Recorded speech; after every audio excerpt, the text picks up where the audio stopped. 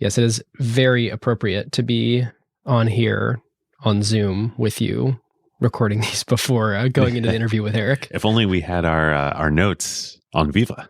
Although I think it's a little bit out of our strike zone in terms of like perfect market. We would be the only podcasters in the world using Veeva. Peter is very focused on clear and correct target markets. Yes. Who got the truth? Is it you? Is it you? Is it you? Who got the truth now? Is it you? Is it you? Is it you? Sit me down, say it straight. Another story on the way. Who got the truth? Welcome to this special episode of Acquired, the podcast about great technology companies and the stories and playbooks behind them. I'm Ben Gilbert, and I'm the co-founder and managing director of Seattle-based Pioneer Square Labs and our venture fund, PSL Ventures. And I'm David Rosenthal, and I am an angel investor based in San Francisco. And we are your hosts. Today we have something very unique to share with you all. It is common for top venture capital firms in Silicon Valley to get all their CEOs together once a year in one room for a CEO summit and speak frankly with them. It is uncommon, however, to allow anything discussed to be shared publicly. Well, today we are doing just that. The good people at Emergence Capital, in particular friend of the show Jake Saper, invited David and I to interview two very heavy hitters at their CEO summit last week, Eric Yuan, the founder and CEO of Zoom, and Peter Gassner, the founder and CEO of Veeva Systems. I think this is the first time that any content from any venture firm CEO summit has been specifically created for podcast public consumption. It's so cool. I think Peter has never done a podcast before. I think that's right. And he's built a $20 billion company. Yeah, the Veeva Systems story is amazing, as you will hear. We talk about they raised $4 million. That's four, like one after three. And on just that $4 million that they didn't even consume all of that capital, they've now built a $2 billion revenue business with incredible margins. It's such a cool story. And Peter is on the board of Zoom. And so as you'll hear, he and Eric know each other very well. And it's a super different company that we normally talk about too. It's vertical specific. So it's just in the life sciences industry. They sell high dollar software to pharmaceutical companies. And I think biotech as well, right, David? Yep. So the topic that we discussed with both of them is capital efficient growth. And that's something we felt would be super valuable for all the CEOs in the room. And obviously that means that we think it's going to be really great for everyone to be thinking about right now. So rapid scaling on very little capital is something they obviously both know a lot about. David mentioned the $4 million total funding that Veeva raised before going public. As you remember from our Zoom episode with board member Santi Subotovsky, also an Emergence Capital partner, Zoom raised $30 million from Emergence and another $100 million from Sequoia afterwards, and they never touched the vast majority, if not all, of those funds. I think they didn't touch any of that $130 million. Eric had raised, as you'll hear about, he'd raised some money from angels along the way, and that funded product development, but none of the venture money was consumed. It's crazy. So if you're excited to learn about how these companies managed to pull off enormous impact with very little capital to do so, you are in the right place. And if you want to discuss these topics with us after you listen, you should come join the rest of the Acquired community. I think we're 12,000 strong now, David, at acquired.fm/Slack. You should join us. It is always a riot. This will be a great one to discuss in there with the community and other founders, and including Jake Saper himself from Emergence, who's active in the Slack. It's true. All right, listeners. Now is a great time to talk about a new partner of ours here on Acquired, Legora, the agentic operating system that is redefining how the world's best legal teams work. Yep, it's sort of obvious that AI is going to completely change the legal industry. I bet most of you listening have dropped a contract into some sort of AI chatbot out there. Legora took that insight and asked the question, what if you really built something with that power from the ground up for the legal industry? So the founders did exactly what great founders do, operate with obsessive customer focus. They embedded inside a massive law firm for months.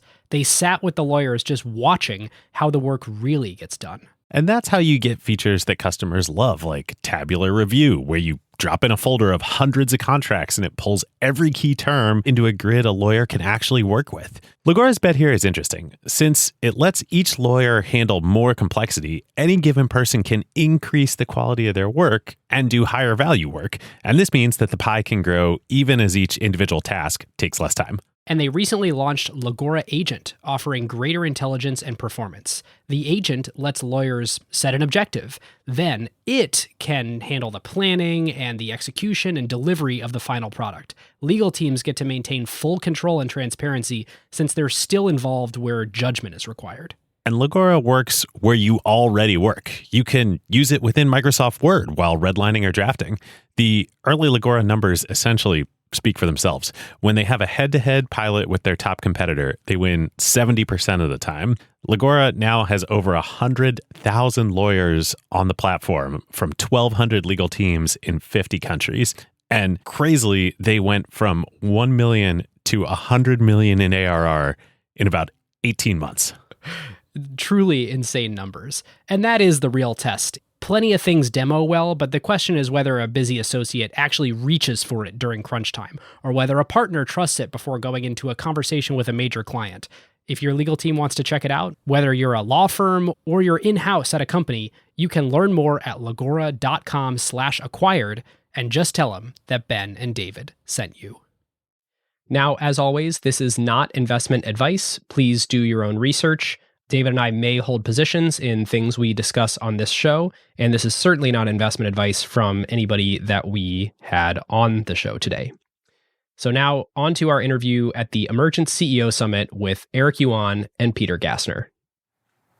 So to set the stage, I thought maybe could each of you please give us a brief overview of your fundraising history up to and including Veeva and Zoom's IPOs?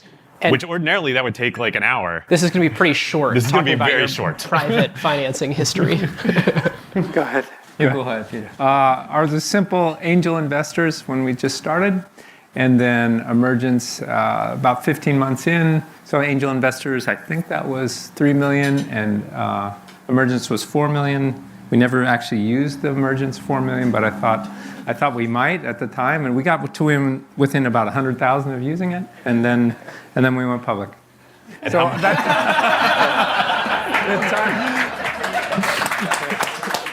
the time frame. We started in 2007 in February, and we raised in about 2008, maybe March or so. So that was the environment at the time. Another very simple time to be fundraising and company building in. Yeah, it was hard to even open a bank account because it was the whole know your customer thing and financial crisis. So everything was hard. Yeah. And I think probably most people here know this, but for folks listening on the podcast today, you're doing about $2 billion in revenue at Veeva. Yeah. We're doing about $2 billion, about 30% profit or so. Yeah. Amazing.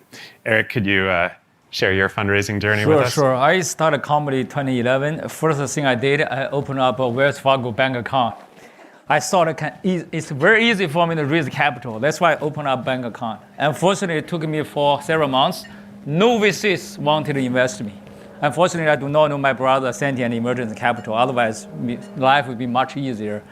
And finally, talked to some friends and raised the 3 million seed funding. That's how we started. And when it comes to A round, I tried to talk to VC again, and again nobody wanted to invest us either. So we talked to friends and get another 6 million, and that's how we started. Yeah, it's very hard. And nobody wanted to talk to you at that point because most people assumed video conferencing was either a settled frontier or a race to the bottom. Am I thinking about that right? Absolutely right. That's a theme. Everyone mentioned, Eric, you are crazy. The world does not need to have another video conference solution. And another VC friend, even is his great friend, he told me that, Eric, I have a check for you as long as you do something else. Good news, I did not listen. I was very stubborn. I'll share with you a story. And once I was stopped by a big VC, I do not want to mention the name. For sure you guys do not like them. So, he told me that, Eric, I do not think your strategy works. Look at Skype, look at Google Hangout, look at WebEx, dominating, right? And I debated with him a little bit. I failed. and I cannot convince him. On the way back, I told myself, I'm going to change my Windows screensaver. Back then, I still use a Windows machine. I changed the Windows screensaver. You are wrong. So, for several years. Yeah. And if just to make sure I have my facts straight, I believe you raised a $30 million round led by Emergence, and then another $100 million round after that. And similar to Peter, you did not dip into any of that $130 million. Is that correct? To build the business? For me, actually, after the $30 million, from Emergence Capital, I think, we are on the right track. To be honest with you, actually, we even do not need to raise a Series D, actually, because at that time, I think with that $30 million, I think the company is completely into I feel like a different game. So, yeah. Wow. That's one thing we wanted to ask is a difference between your two companies. Peter, you obviously, once you got to cash flow profitability, which was immediately, basically, you never raised another round. Eric, you did make the decision to raise some more capital even after you were generating cash. And Peter, you were on Eric's board when that process happened. Why did you make that decision? Well, for Veeva, I didn't raise more just because I thought I don't need it. It's just that simple, right? So, and then as far as for Eric, right, when you're on the board, right, that's really Eric's decision. So, So, as I mentioned earlier, right, after we raised $30 million from Emergence Capital, at that time, seriously, we had no plan whatsoever to raise another round of capital. And the reason why we still move forward to have a Series D is because I thought the economy will go down dramatically. So, This was 2017? 16, 17 timeframe. I was completely wrong. So, but anyway. So, It had been the 7-year bull run. Of course, the end was near, right? yeah. So, and long story, but anyway. So, yeah, I think that raising that money at the time, I thought, maybe we don't need to do it. But also, I thought it doesn't matter, right? What matters for Zoom is the great product and the customers. Whether you take some more money, you don't take some more money, right? It's all fine. It would all work out. that's right. Yeah. So as we were preparing for this interview, our first thought was if we just had one of you up here and we were interviewing you about capital efficiency, it'd be easy to chalk it up to business model and cash flow cycle. Multi-million-dollar contracts up front on, in the case of Veeva, or in Zoom, customers flocking with their credit cards for a self-serve experience. These are two completely different models. And so I think one of the things that it illustrated to David and I is capital efficiency is a mindset and culture thing more than a business model thing. And I'm curious to hear both of your reactions to that, but also what are the things that enabled you uniquely, more so than 99% of startups, to be so capital efficient? Well, I can take that one. I guess I've seen a little bit of Zoom and a little bit of Veeva. I would say probably it starts with a mindset, just run a profitable lemonade stand. From my point of view, for me, it was there's safety in that. Cash generating business is always going to be valuable to somebody. At some point, a business that's not cash generating is going to be valuable to nobody, right? You might be able to sell it before it becomes not valuable, but you can there's security in long term. So it starts with a mindset. I think Eric shared that, and then you have to have product excellence too, right? And that's something I think Eric and I share. We're both product people. I think also we both worked really hard. We work really hard now. I think especially Eric, probably in the first 5 years, I worked really hard, and you didn't see me working really hard, but I saw you working really hard. So worked really hard, worked really focused. Anything that wasn't related to the product or the customer was just BS, and just don't do it. Like first 5 years, I was not at a conference like this, for example, right? I was just maniacally focused. And then the market really helps too. And that's something you just have to get lucky on, right? It was the right timing for Veeva. It was the right timing for Zoom. Maybe if you started Zoom 5 years earlier or 5 years later, it would have been hard. So product excellence, real focus, mindset, and then you have to have some luck in your market. I'm sure there are some things that I could have tried to do or Eric could have tried to do, and we might have picked a bad market, and then it just wouldn't work. And that's, I think you have to. So we're an outlier, right? And so is Eric. You have to pick something that most people think is going to fail to be an outlier.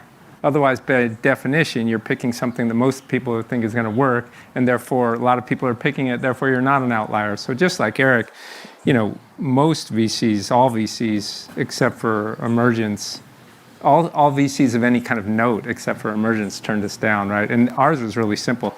Vertical specific software, that's a small market and it doesn't work, right? That's what they would say. And I was encouraged by that because I thought, well, it has an opportunity to be really good because it's something non-obvious. Well, one thing that I want to double click on that we were talking about beforehand.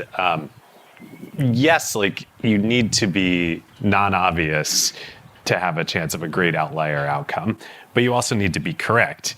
But I think what you both did was not, hey, I'm going to pick some random idea that other people think is crazy. I know Veeva has as one of your core values, clear and correct target markets that you have like written on the wall. What did each of you do, ahead of time that led to you to like really genuinely believe, yes, the world thinks this is crazy, but I really think this is going to work? I'll go first. So it's really easy. I talked to 3 or 4 potential customers for our first product, and they all said, we don't need that. That's not interesting. It's not a good thing to do.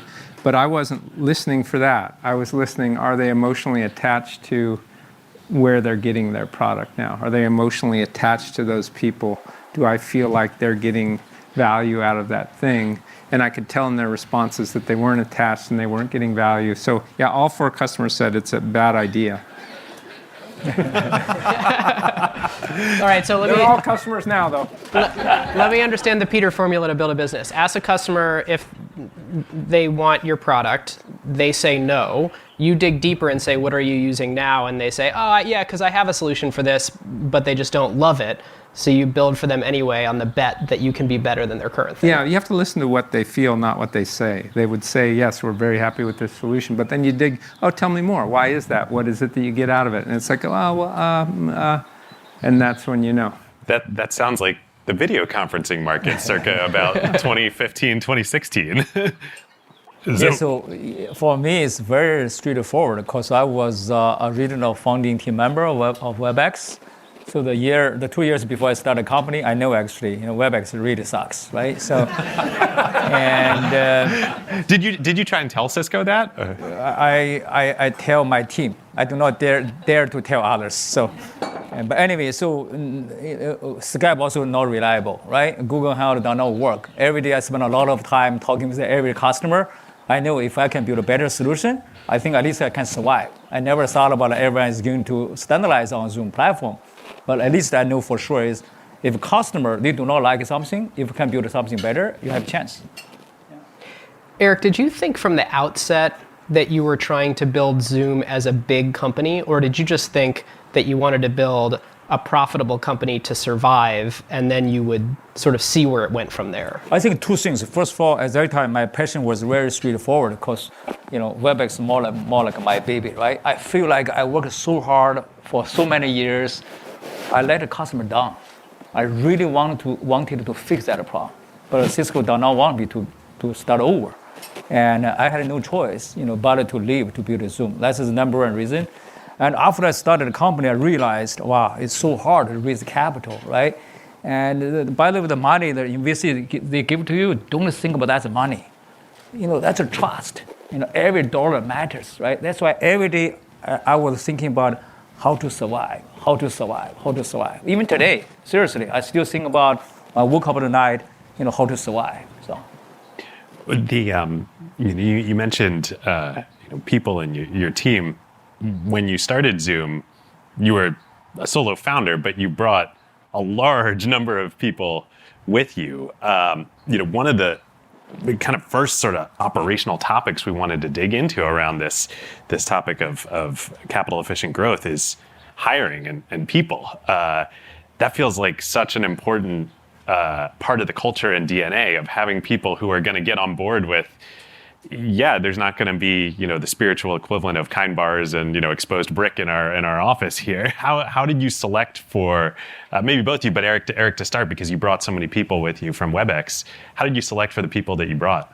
So all of them are very good engineers, right? Except for me. So I did not write any code. So, and on day one we had around 25. Very soon we get another 15, total 40 people, and myself included. All the 39 people, they all write all kinds of code. And this was all funded with angel money. Yes, exactly. Wow. But probably, I know actually, we can, with run rate probably less than 2 years, right? That's why later on we had a Series A. But we only have engineers just to get the product done. And I'm more like a product manager, UI designer, and also the facility guy, everything else.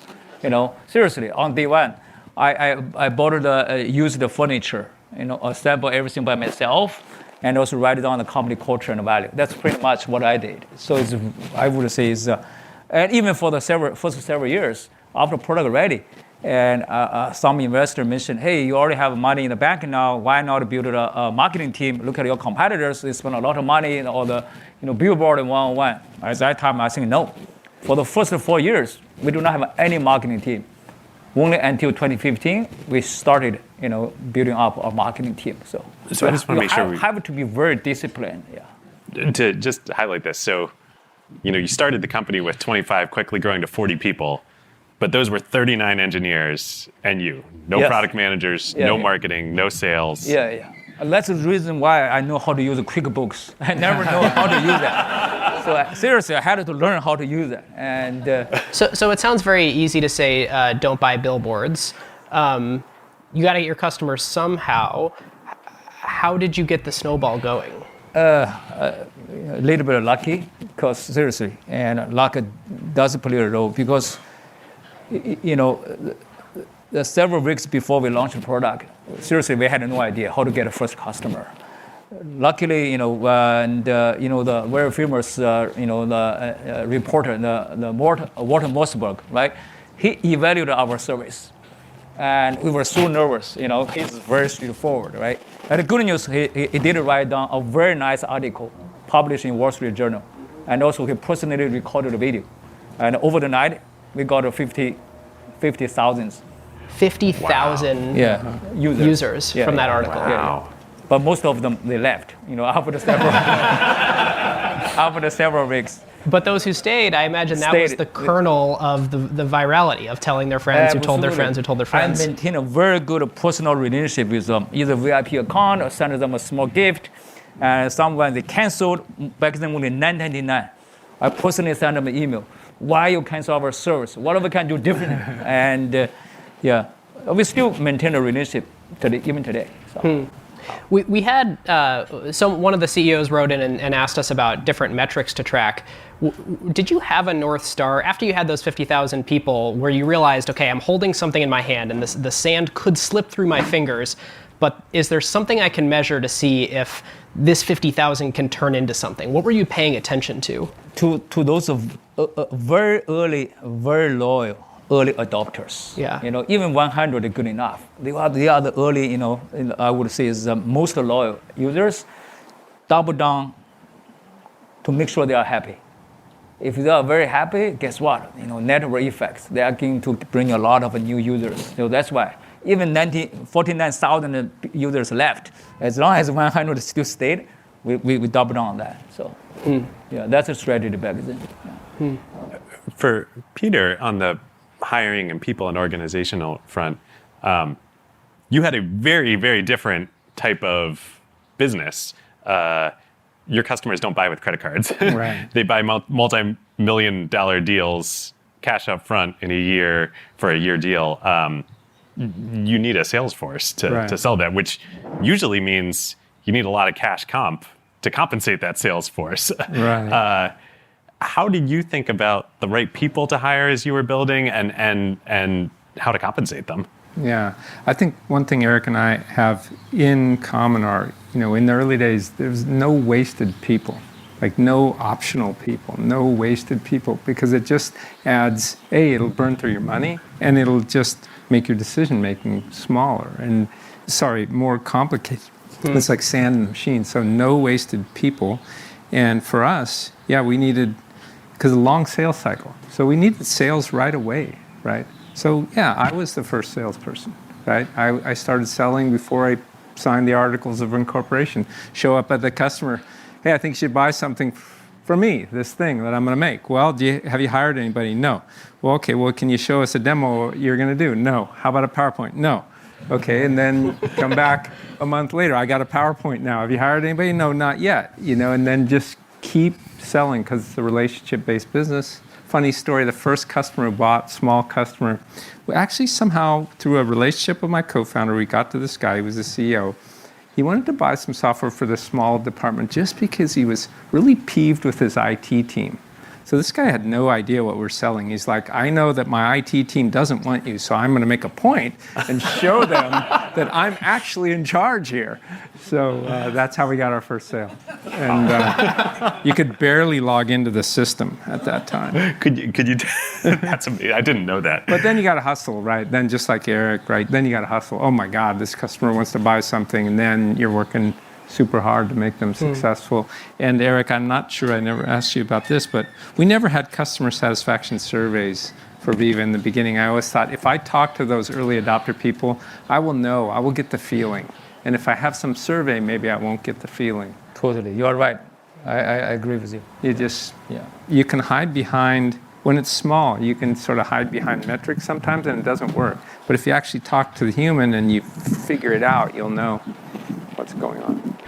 How can you tell us also the story of landing your first big customer? The big customers. Which I believe is probably the deal that really made the business. Yeah. There was a set, right? There was the first, the guy who was just peeved at his IT team and then worked up to the next size deal and the next size deal, and it was always a step function, right? And so the first multi-million-dollar annual deals were a big customer, Pfizer, and it was just hand-to-hand combat. There was a partner at the time, actually, Salesforce.com actually at the time said, send a note that Veeva will never win this deal. And I replied back, I said, we will win this deal. And they sent it to you during the bake-off. Yeah, they didn't want to even come into the meeting with us, right? They were like, we're going to go with this other system integrator or something like that. So I sent an email back and said, we will win this deal. Why? Because we have better people that'll work harder, and we're Pfizer's only shot at greatness, and I think they want to shoot for greatness. And so, and I remember there was this big meeting with Pfizer. There was a guy in there in charge of it, and we had a certain amount of people in the meeting, and the guy stood up for Pfizer. He said, we have more people in this meeting room than you have in your company. Why should we buy anything from you? And I just said the same thing. We're your only shot. We're going to make something great, and we have the best people. So it seems simple to me. And then we got lucky, and we won it. And then I remember after winning it thinking, oh my God, now what? Now how are we going to make them successful? So the whole company got a bonus when that customer was what we called live and happy, which didn't have a formulaic metric. It was based on interviews. So did you use the invoice from that customer to then go fund product development? Yeah. I thought, we've just raised a $3 million round of capital here, and it didn't cost us any dilution, right? The check came in. So that's exactly what happened. Yeah. Do you think that's still doable today? Like, I imagine there's lots of folks out there that are like, well, I would love to go invoice a customer and get cash in the bank. And what situations is it possible to fund your product with customer revenue versus not? I think first of all, you can't be wasteful. Every person has to matter. I would almost think about, we're hiring that person. Let's say we have to pay them $100,000 a year. My father was in the business of metalworking and machinery, and I remember him. He would I got to buy that lathe. How much is that lathe going to cost? Is it worth it? So I would think of people like, I'm buying $1 million machine because I got to pay him $100,000 a year. Is that $1 million machine worth it or not? So frugal, and then make a really excellent product, because that's the best way you can lower your cost of sales. So like Eric's product, you probably all notice it, that it's easy to use, but he made it easy to consume the whole product. So he didn't have to convince a bunch of people. So that's how to do it. Excellent product, get a good price, easy to consume. You don't have to spend your money on salespeople because you have a differentiated product. Because salespeople, that's where it's really, really expensive. Right. You didn't have any salespeople. When I read the Peter's S1 document many years ago, at that time I still remember, wow, my God, this business model is so awesome. But in our case, our first paid customer, largest paid customer, only 2,000 a year. So we cannot use that to fund the new product development. Because most of users pay us only for $9.99 a month, right? So that's really hard. But I do think, for all the founders, right, the business model very, very, very important, right? If you can figure out a way to do something similar as what Peter and Veeva does, that's the best. Do spend time on that. Right, not only for product, but also the business model, right? As Peter mentioned, product excellence and how to sell the product, and how to leverage a big enterprise customer is very important. Build a long-term sustainable company. In our case, actually, I can tell you today the biggest challenge is our online business. Right? It's very profitable. However, it's very hard to predict. Right? They come today, next 2 months, they might leave, they cancel the service. This is not the great business. But enterprise portion is very good. That's why I learned a lot from Peter, how to manage a big enterprise customer. We met at an Emergence event way back when. That's how we first met, Eric and I. Yeah, wow. It was smaller at that time. Hopefully there'll be some more connections like that today. Yeah. One thing I want to highlight on this topic of contracts and funding development, because I think it's really counterintuitive. Again, the topic is capital efficient growth. You would think that what you would want to do with that Pfizer deal, for example, or Eric, when you started selling enterprise contracts, is multi-year deals. Let's make this contract number as big as possible. Let's get as much cash up front. Let's lock people in for 2, 3, 4 years. That's not what you did at all, right? Yeah, we didn't do that because I was always optimizing for the long-term value, which is the annual value per customer. So if I had to give the customer terms that would lock them in, I thought that's actually shrinking my market because they'll pay less if they're locked in. That's one thing. Then the other one, I didn't want us sort of getting lazy. I wanted us to earn the business every year. So it was just sort of like that. The driver was really optimizing to the long-term value. Yeah, which is, it makes so much sense now thinking about it that you would have had to have given 30% annual discount or lock in the price, then raising prices is harder later. And that's unique to us. I think we're selling in a very confined vertical. So it's not really fair if there's two companies and one's paying 30% less than the other, and they end up knowing about it and feeling bad about it. So that's something specific to this confined market. And to put some shape around it for folks that don't know Veeva's business as well, you've a couple thousand customers, of which there's 100 or so that are your really big customers. Yeah. And there's basically no one else out there who could be a customer without you expanding the market.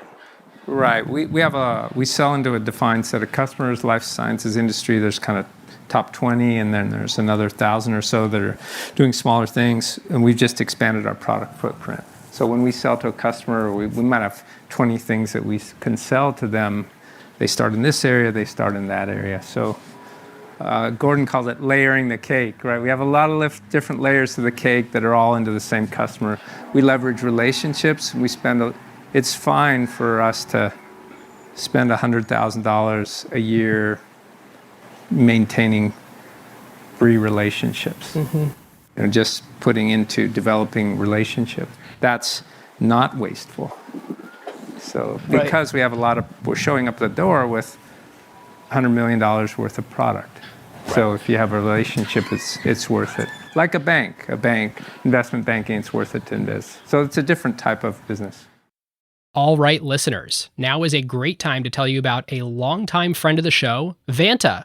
AI has scrambled the whole security picture. It used to be that you proved that you were secure once a year, an audit or a static PDF, then everyone would nod and you're done. But in an AI-first world, that doesn't hold up anymore. Yep, your risk surface changes every week now. A vendor turns on an AI feature or someone writes in a new model without telling IT, and your posture is different than it was last week, let alone at your last audit.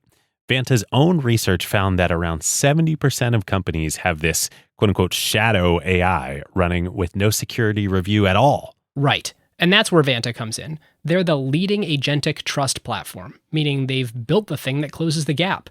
And the way that they close that gap is Vanta Agent. Think of it as a GRC engineer, that's governance, risk, and compliance, except that it's software and it doesn't sleep. It finds the issues, drafts the fixes, and cuts the time that you'd spend on vendor assessments in half. In half! Which is exactly why more than 16,000 companies today run on Vanta. Companies like Ramp, Cursor, and Snowflake all stay audit ready and catch the risks that crop up between audits across every vendor, every AI tool, the whole environment. And that's the real value. Trust has to be continuous now, which is why Vanta automates your security, your compliance, and the work to earn and prove trust. We're huge fans of Vanta over here, and literally hundreds of acquired listeners have become Vanta customers at their companies over the years. So you can get $1,000 off Vanta at vanta.com/acquired. That's VANTA.com/acquired for $1,000 off, and just tell them that Ben and David sent you. Eric, for you, I'm curious, maybe you can talk to us both in the beginning days and then also now at Zoom. How do you think about pricing and account strategy? Yeah, so, in our case, it's a little bit different. Ideally, when you start a SaaS company, either focus on vertical market or focus on departments. That's probably the best business model. Unfortunately, you start from building up a horizontal collaboration solution is really hard, right? Because a lot of other competitors are there, right? So our strategy, including free competitors, exactly, a lot of free solutions. So our strategy, more like you open up a new restaurant business, right? So and you have a better service, right, and a better price and a better food. That's pretty much even today. We want to make sure our product is better than our competitors. Make sure when it comes to pricing, also better. And they also make sure offer the better service. So you look at any time our product always a better price, across the board, any product compared to any competitors. So life is about trade-offs, and if you're telling a customer, oh, we're better, faster, and cheaper, what has to give? Is it something organizationally? Is there something? Efficiency. Yeah, exactly. Say like a customer, they are probably going to spend a lot of money on marketing. What we can do to leverage the network effects, right? They hire like 100 sales rep. What we can do to have a 50 sales rep, can deliver same value, right? So that's why it is very important to have internal, the efficiency. Yeah. Which is, is so funny. That efficiency translates to capital efficiency, which translates to gross margin, or not gross, to operational margins, which translates to cash flow. Totally. Which is the whole point. Yeah, give you more flexibility, right? Yeah. Yeah.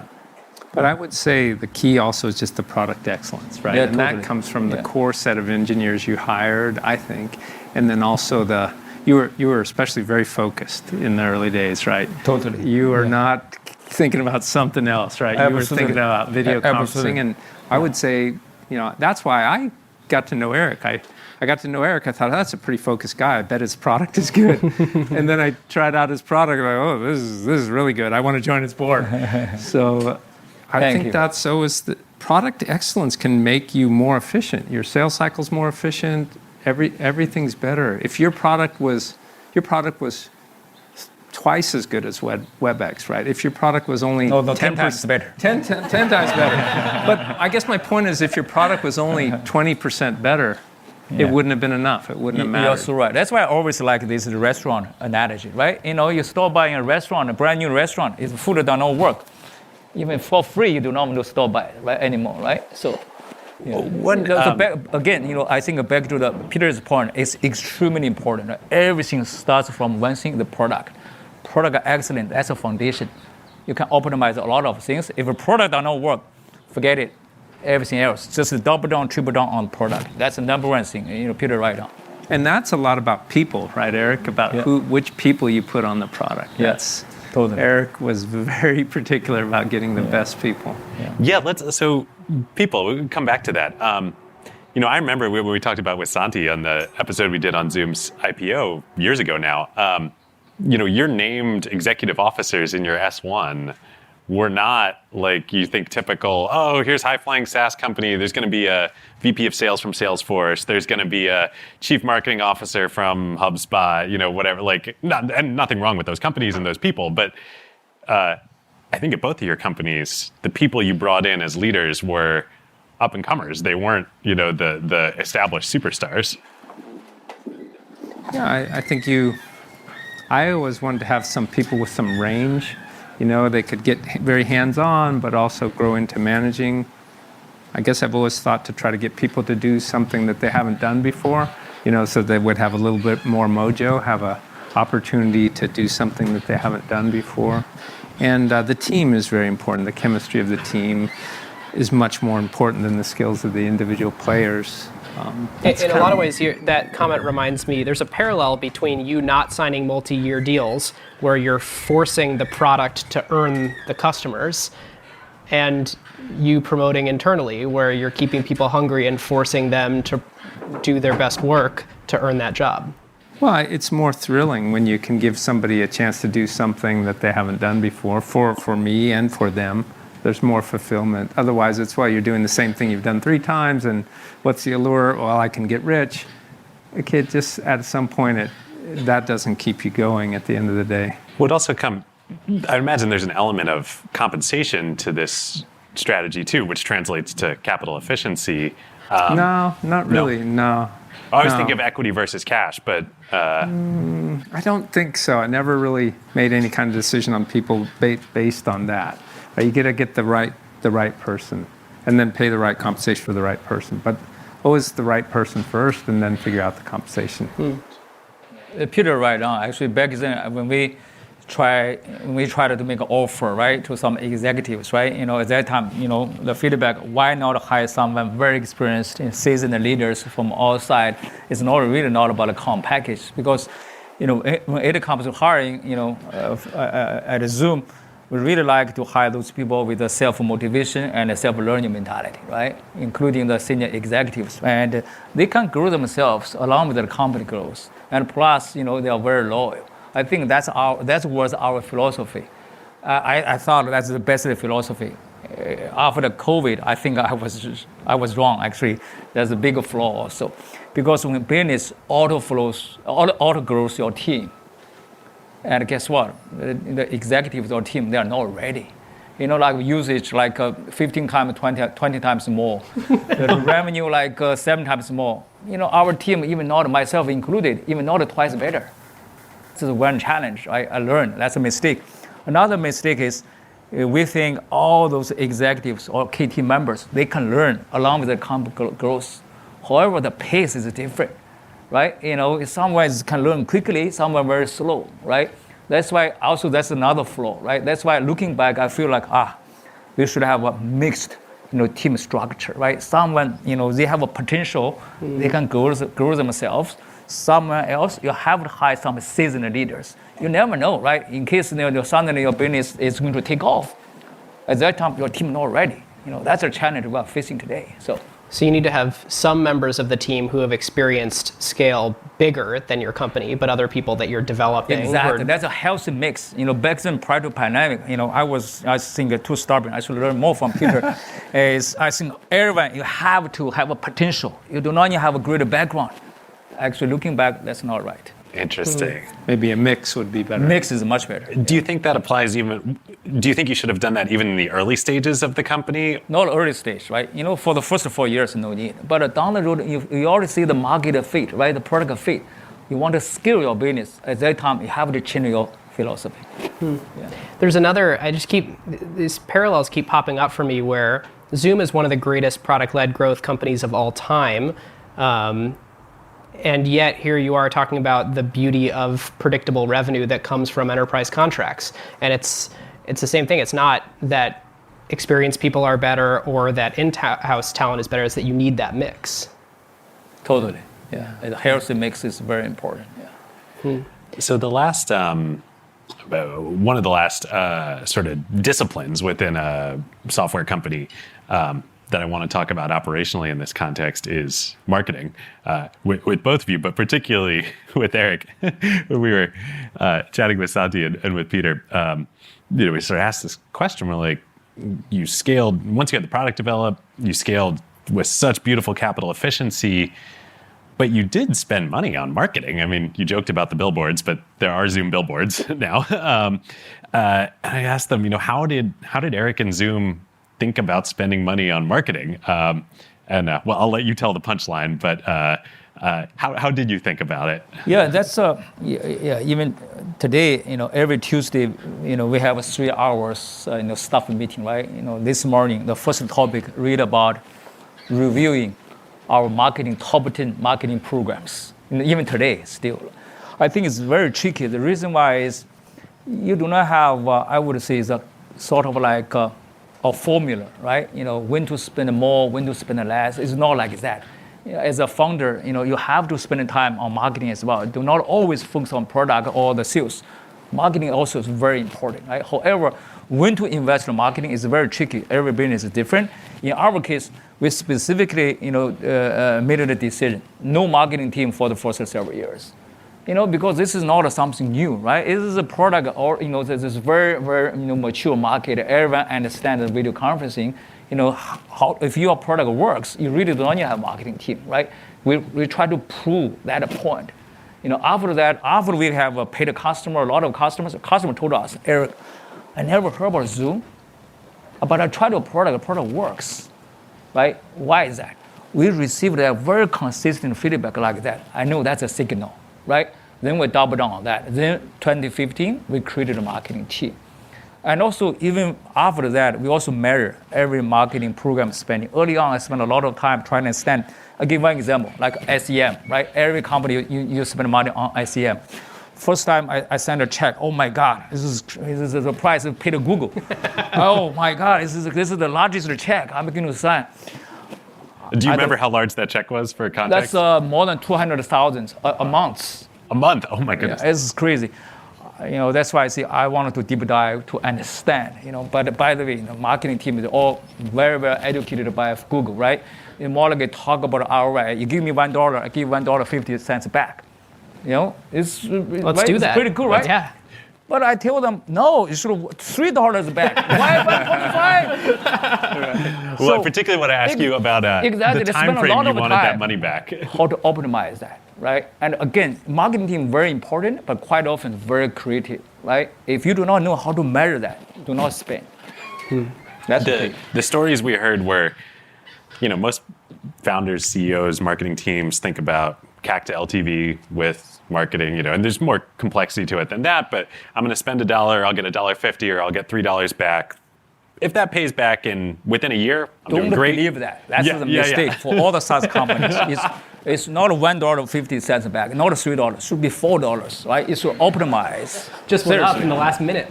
Yeah, but that's a common mistake, I think, for most of the SaaS companies. And Eric, how fast should it pay back? As I would say, it's as big as possible, right? Every business is different, but you got to optimize. Keep optimize every day. Do not feel satisfied. Oh, give $1, get $1.50 back. No, optimize. Got to get $2, $3, right? You have to optimize. This is one example, right? For every marketing dollars. However, if it works, you have to double down. I remember, first time I had the billboard in one-on-one. Many customers shared a very positive feedback with us. They feel like, early on, we decided to deploy Zoom. I saw the billboard. I feel like you guys are a bigger company. We made the right decision, right? To bet on Zoom. It was more about validating the decision than... Exactly. And plus, the employees, they feel very happy, right? They say, oh my God, Zoom has a billboard now. After that, I realized, why not double down on that? I told our team, how many billboards do we have in one? This one. I said, no, 3. It works. Yeah. So that's why you have to know when to double down, when to take a step back. If you know how to effectively measure that, that's very important. Well, we spent most of today talking about how to build the castle and how to have a profitable castle. Not sure if that really extends, but now let's talk about the defending the castle. I'm curious. Maybe let's start with Eric and then go to Peter, since we've been on a good Zoom streak. Where do you see the source of Zoom's defensibility? as a business over the next 30 years?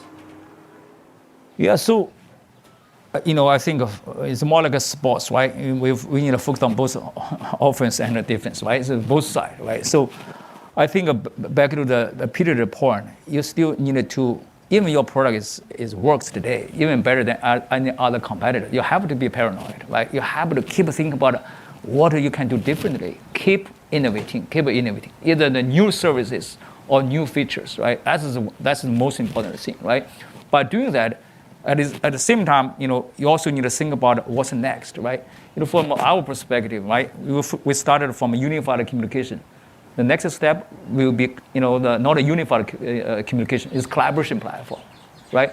At the same time, how to build multiple new departmental applications. You also need to play offensive as well. The better offensive play is probably is for the defense as well, right? So that's our strategy. Yeah. Peter? I'm very similar. So product excellence is you can get there, but you also got to work hard to stay there, right? And keep reinventing yourself. Also, you do want to expand to different areas because if critically, and I think something that people don't realize, if you get a high market share in an area and you don't expand to another area, what will happen just because of the nature of your company and the creative people, you'll do more stuff in your established area than you should, right? And that creates its own set of problems. If you do more stuff if Eric is constantly rewriting his codec unnecessarily, right? It's disruptive. So you got to expand to give yourself a creative outlet. And then this may be more particular to us, I don't know, but we also have a goal that we set out about 5 years ago to be the leader and liked. That was our code name for it. Because if you get to be quite dominant, arrogance is there's a few things that will knock you off. Arrogance, the customers will get turned off over that and they'll naturally find an escape hatch. Also, we audit for integrity of the leadership team because when you're quite well established, that can throw you off. Integrity issues in the leadership team. So we audit myself and others, and also energy in the leadership team, because these are things that you got to audit for them. Because if you wait for the results to show those things, it's too late. So, determined to have product excellence, have a goal to be the leader and liked. We actually tell our customers about that, and that holds us to a higher standard. So we want to be the leader and liked. And then they bring that up sometimes, like, hey, that's not the leader and liked. Oh, God, why did I tell you that? But I mean, it's a way to set yourself out there, right? Not only do we want to be the leader, we want to be liked. Product innovation as an outlet. And then avoid that arrogance. You talked about. But by the way, I think related to this question, I want to share with you a conversation I had with Peter. I think probably can help some of the founders here as well. I think I forgot which quarter, a year before we went public, and I look at our growth plan. I realized, wow, we won't have one service, right? If we have another service, also can monetize. The growth trajectory will be very different. At that time, Peter told me that, Eric, that's sort of like the ideal case. But that decision should be made 2 years ago or 3 years ago, right? If you wanted to have a new service, you cannot have a new service today, right? You need to think about, try to make a decision 2 or 3 years, before that, right? I clearly remember that conversation. That's looking back, that's the biggest mistake. The reason why, because you have one service. At the same time, how to think about what's the next service, right? Always plan ahead, right? This is probably the better way, right? Back to your question, always think ahead to build another service. So That's exactly what I was going to ask as a follow-up. Peter, I know Veeva launched a second service after the first CRM service around content CMS, content management. When did you start planning for that second product, and then when did you launch it relative to your first product? We started thinking about it at the first part of 2010. I remember Gordon and I and others started thinking about it at the first part of 2010. So we had 150 people in the company or something like that. That was 4 years into the company, 3-4 years so into 3.5, yeah. And then we made our first hire in the fall of 2010, and that's when we started going. So I viewed that as critical. It was a turning point. I thought, hey, I could have a single product company, do really well of that, maybe go public, but then it probably has to be sold to somebody or something like that, or I can try to make it a multi-product company. And the decision was to pick something that was clearly not an add-on to our first product. Like, it was clearly so far away from our first product. I was worried that our second product would maybe become an add-on to our first product. And so I just picked something that was just way out here, just way, way different. Sold into the same company, but different buyer, different product, different code line, different everything. So I thought, this is the way to become a multi-product company, and it'll either make us or it'll break us. And I thought the odds were more likely that it was going to sink us. That's so counterintuitive, because normally you would think you'd want to give the same sales rep something that they could sort of bundle in for an incrementally higher ticket price and leverage what assets you already have. But that you will do anyway. Like, if you don't go out of business, gravity will take you there, right? It's as you go along, it's like, oh, well, maybe we should make an add-on product or not. Like, yeah, duh, you know. But if you get confused, you know, and you think that add-on product is really going to float your boat, it's not. Your new product, if you have a chance, it should be way out here and maybe have the potential to be bigger. So but it's risky. What's the right? scale of the two revenue lines today? The second one is a bit bigger, but the second one has also quite a bit more potential. You know, maybe it's a 5x or 10x potential. Wow. But it was risky, right? We debated that at the board level because that could have sunk the company, because our rocket ship on our first product was going up, and I had to take my eye off that ball to start this thing, and it did cause that first thing to suffer. But overall, the trade-off was worth it. But it could have worked. It was risky. Our most recent episode was about NVIDIA, which had a tiger by the tail with gaming, as everyone knows. They totally took their eye off that ball to start building for life sciences, for scientific computing, for what became neural networks and machine learning. And boy, was it a good thing they took their eye off that ball. You know the hidden thing there? You need a CEO that was engineering type that went to Oregon State University. Because that's what NVIDIA and Veeva have in common. I don't know him, but we both, there are very few of us Oregon State Beavers as CEOs, let me tell you. That's an amazing company. I know Jensen well, actually. Look at NVIDIA stock price. It was flat 10 years in a row before they took off. It's such an amazing story. I mean, the conviction, really, he had to persevere through that decade is amazing. It's certainly hard work, right? He's a hard worker too. He's a very hard worker. That's he also, is focused. Yeah, there's I remember when starting Veeva, the first time I started a company, I asked a friend who had started some other companies, because I realized about 3 months in, God, this is really hard work. I'm working every day really hard, every hour. So I asked my friend, is there any way to do this without working that hard? And he very quickly said, no, there's not. So isn't that true, Eric? That's right? true. The good news, I do not think that's a work, because we all enjoy that, right? This is a part of life. Otherwise, what can you do? Are you going to play golf? No. There's no shortcut. Exactly, no shortcut. All right, listeners. Now is a great time to thank our longtime friend of the show, ServiceNow. If you are running a large enterprise, AI agents are likely spread across every team, and deploying them is no longer the hard part. Yeah. The hard part is knowing what permissions they have, what employees are using them for, or what decisions AI is making. AI security for an enterprise at scale is not a small concern. Like, the risks are real. Exactly. And the challenge with AI is governing it, securing it, measuring it, and making sure that it actually delivers value. That is why ServiceNow built the AI Control Tower. Yep. AI Control Tower gives enterprises a single place to see, manage, govern, and optimize AI across the entire business. And it works with any AI, not just theirs.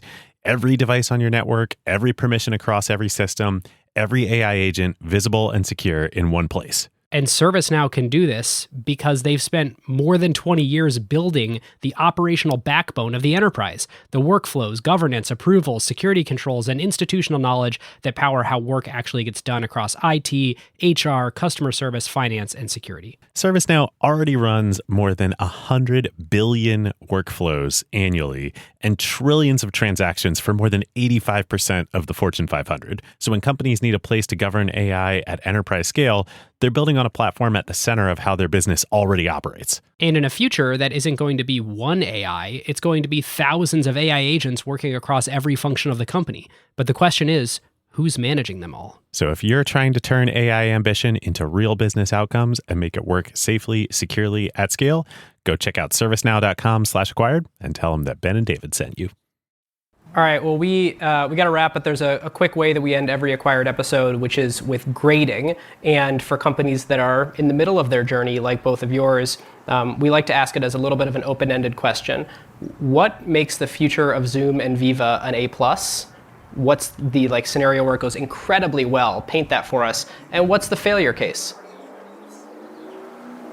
Oh, let's see.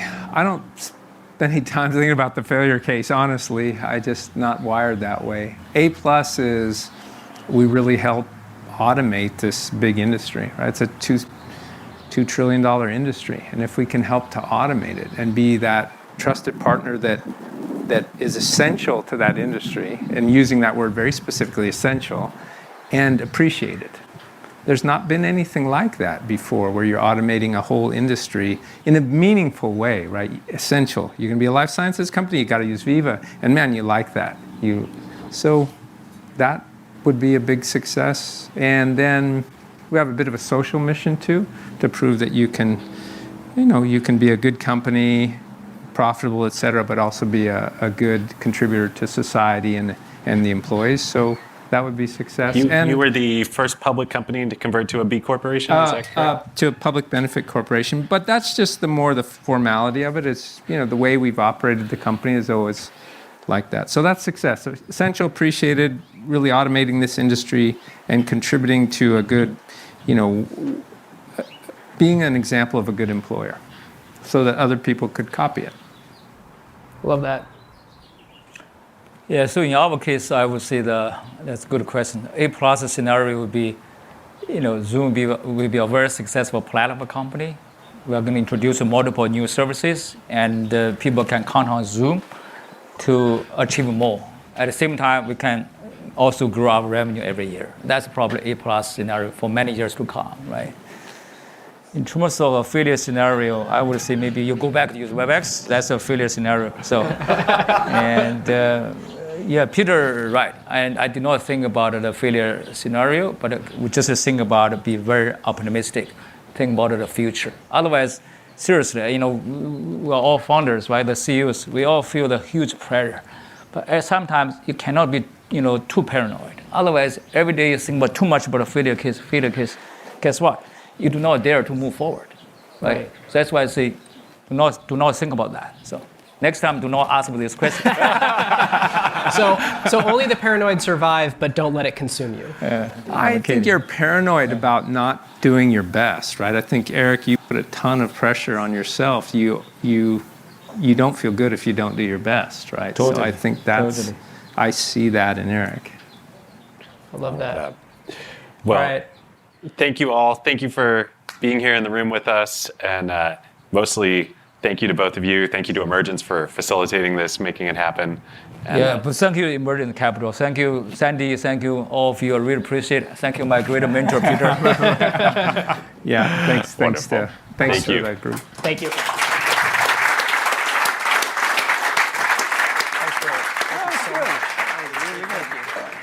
Thank you. Well done. Thank you, Peter. All right, listeners, now is a great time to talk about one of our favorite companies, Statsig. Yes, long-time acquired partner. There is a reason why the best product teams at companies like OpenAI and Notion, Atlassian, Figma, Rippling, Brex, and more rely on Statsig, whether they are iterating on their core product features or shipping AI-powered experiences at scale. Yep. In the crazy speed of today's AI world, shipping fast is just table stakes now. It's basically trivial to build and deploy your app constantly. The real advantage is how quickly you learn what changes actually created value for customers and how fast you can use that signal to guide what you ship next. Whether it's a feature tweak, a pricing change, a performance improvement, or an AI update like a model change or prompt adjustment, they're not relying on instinct. They're measuring what actually moved engagement, retention, and ultimately revenue.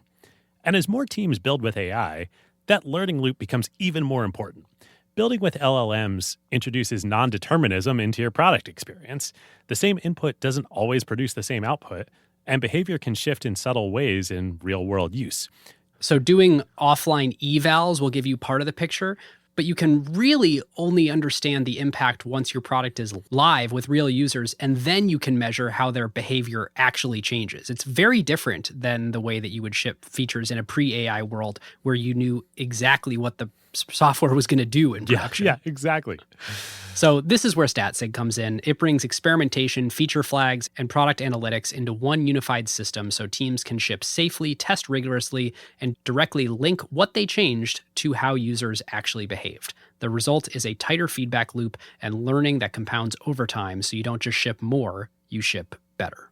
So if you want to make learning your competitive advantage, whether you're building new AI experiences or just evolving your existing core product, go to statsig.com/acquired to get started. All right, listeners. Well, thank you so much for joining us for this. I actually cannot imagine a more useful topic right now than dissecting how to build great companies on little capital based on the era that we're going into. I think, David and I don't need to debate this endlessly. Like, you can hear the drum beats on Twitter of how much the market is changing. But, the reality is it is. And everyone has to play the game on the field. And Peter and Eric have just, it's just unbelievable and impressive what they have built on so little capital. They're two of the greatest of all time, literally two of the GOATs at this, which is so funny. Now everybody thinks of Zoom as the, pandemic, high flyer. And it's like, I was just thinking every time for the last few years, like, that people would talk about Zoom in whatever context. I'm like, do you people realize how much cash flow this company is generating? And it's all because of, this DNA and mindset and everything we talked about with them. And after spending time with Eric, I mean, it feels to me like the amount of time that he spends thinking about, oh no, the stock was going crazy, and oh no, now it's going down, is like approximately zero. They're thinking about how do you build a great company and how do you generate happiness for customers, build a profitable enterprise, and grow that profitable enterprise. And it was a nice, refreshing viewpoint to get to spend time with him and Peter. Well, if you want to chat about this with us, we would love to do that with you. You should join the Acquired community Slack at acquired.fm/Slack. 12,000 smart, courteous, and kind people have done so before you, so you would be in great company. We also have our limited partner show, and if you want more Acquired between now and our next special, which we have recorded and is awesome, and we are very excited to release, you can search Acquired LP Show in any podcast player, Spotify, Overcast, Apple Podcasts, anywhere you listen to podcasts, and find that there. We have a job board, acquired.fm/jobs, where we curate the most interesting jobs that we think we should make available to the Acquired community. Huge thanks as well to our friends at Emergence for making this possible. That's so true. I'm so happy I'm wearing my Emergence Capital fleece right now. You got to rep the swag with pride. Got to rep the swag. Seriously, I was thinking as you were saying that, I know we talk about the Slack at the beginning and end of every episode. It really is like, it's not just like, oh, you should join the Slack because you like Acquired. Like, if you're listening to this, you are probably a founder, an employee, an investor, working at companies of any size where this is relevant, and so is everybody else. And people are like, this community is amazing. People are talking about this in Slack. Jake from Emergence is right there in Slack to talk about this. People DM each other. There's so much vibrant discussion. Can't underline it enough. It's such a great part of the Acquired community. And if you're not part of it, you should absolutely join. That you should. All right, listeners. We'll see you next time. We'll see you next time. Who got the truth? Is it you? Is it you? Is it you? Who got the truth now?